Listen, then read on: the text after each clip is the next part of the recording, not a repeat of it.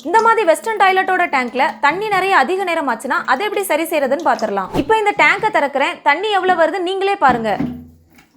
இப்போ பாருங்க, தண்ணி ரொம்ப குறைவா தான் வருது. அதனால தான் அந்த டேங்க் நிறைய அதிக நேரம் ஆயிருக்கு. இதை சரி பண்ண ஃபர்ஸ்ட் தண்ணி உள்ள போகக்கூடிய இந்த டியூபை கலட்டிடலாம்.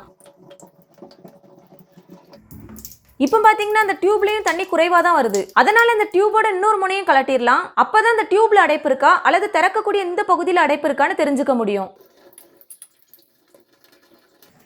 இப்போ பாத்தீங்கன்னா இதுல இருந்தும் தண்ணி ரொம்ப குறைவா தான் வருது. அதனால இந்த பகுதியில தான் அடைப்பு இருக்குன்னு உறுதியாயிட்டு. இப்போ இதை சரி செய்ய டேங்க்ல இருந்து வர மெயின் வால்வை ஆஃப் பண்ணிடலாம். அடுத்ததா பைப்ல இருக்க தண்ணி இது வழியா வரதுக்கு நேரமாகும். அதனால பக்கத்துல இருக்க இன்னொரு நளியை திறந்து பைப்ல இருக்க எல்லா தண்ணியும் வெளியே எடுத்துடலாம்.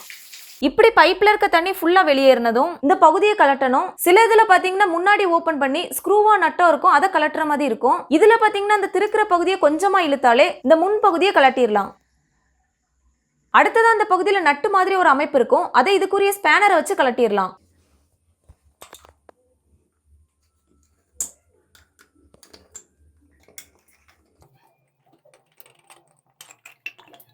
இதுல பாத்தீங்கன்னா முழுவதும் மண்ணும் உப்பு கரையும் ஒட்டிட்டு இருக்கதை பார்க்க முடியுது. அதே மாதிரி இதுக்குள்ள ஏதோ ஒன்று கருப்பு கலர்ல அடைச்சிருக்கதையும் பார்க்க முடியுது. அதனால மேல் பக்கம் இருக்கிற இந்த ரப்பர் பகுதியை கலட்டி பார்த்துடலாம். இப்போ நீங்க பார்த்தாலே தெரியும், கருப்பு கலர்ல இந்த பகுதியில அடைச்சிருக்கத தெளிவாவே பார்க்க முடியுது. அதே மாதிரி உள் பகுதியிலையும் சின்ன சின்ன துகள்களா அடைச்சிருக்கு. அதனால உள்ள உள்ள பாகங்களை வெளியே எடுத்து நம்ம கிளீன் பண்ணியே போட்டுடலாம்.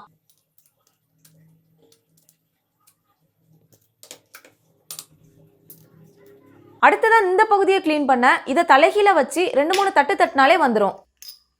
அடுத்ததா கிளவுஸும் மாஸ்க்கும் போட்டு ஆசிட் ஊற்றி கிளீன் பண்ணிடலாம். இப்போ பாத்தீங்கன்னா ஆசிட்ல கொஞ்ச நேரம் ஊற வச்சாச்சு. இனி இதை ஒரு பிரஷ்ஷால தேய்ச்சி தண்ணியில கழுவி எடுத்துடலாம்.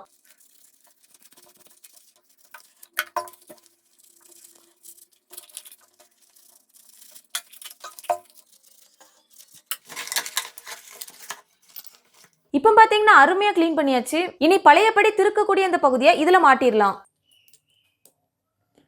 அடுத்ததா சைட்ல பள்ளமா இருக்கிற இந்த பகுதியை கீழே இருக்கிற மாதிரியும் சமமான பகுதியை மேல இருக்கிற மாதிரியும் மாட்டிடலாம். அடுத்ததா இதுல சமமா இருக்கிற பகுதி கீழே இருக்கிற மாதிரி மாட்டிடலாம். அதே மாதிரி சைட்ல காடி மாதிரி ரெண்டு பக்கமும் இந்த மாதிரி நீண்டுட்டு இருக்கும். அந்த காடியை சைட்ல கோடு மாதிரி போகிற இந்த பகுதிக்கு நேரா வச்சு மாட்டிடலாம். கடைசி அந்த ரப்பர் பகுதி இதுல மாட்டிடலாம். இப்ப இதுல நம்ம கிளீன் பண்ண ஸ்பிண்டில பழையபடி மாட்டிடலாம்.